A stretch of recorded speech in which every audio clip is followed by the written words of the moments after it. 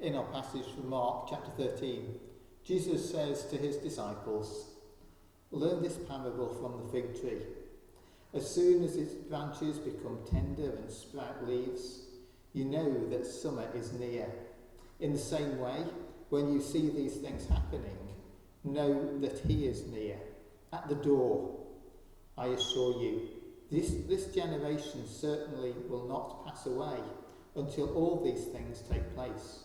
Heaven and earth will pass away, but my words will never pass away." As many of us in the church here in Whitwell will know, I have a fig tree in the garden. Now we're at the end of November. It's got buds on it. They look almost ready to open.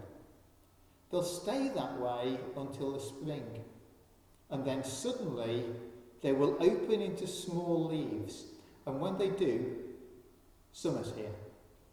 And in our passage, talking to his disciples, Jesus uses this image to illustrate how the crucified, risen and ascended Christ will come again.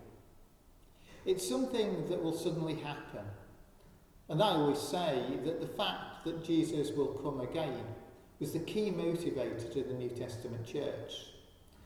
And in this passage, Jesus goes on to say, this generation will certainly not pass away until all these things take place. How can that be? Well, usually when I speak on this passage, I'd explain that some of the points he refers to earlier on in the chapter relate to things that will happen during the lifetimes of his disciples and those who were with them at the time. Other things that are described clearly relate to the end of time, when Jesus will come again. The danger of doing that is that by going into the detail of these events, we can easily miss the key point of the parable, and that is simply this. The buds on the tree have been opening the whole time. From that generation who lived in the time of Jesus, right through our generation to whatever generation it is that will be here when Christ returns. Christ's return has always been imminent. The purpose of the parable of the fig tree is to focus our minds on verse 32, which says, "Now concerning that day or hour, no one knows." And that's the key point. No one knows the hour, no one knows the time when Christ will return. Christ could come back at any moment. And that's why the second coming has always been the key motivator of the New Testament church. The rest of the passage is effectively saying, therefore live as if Jesus is coming back at the next moment.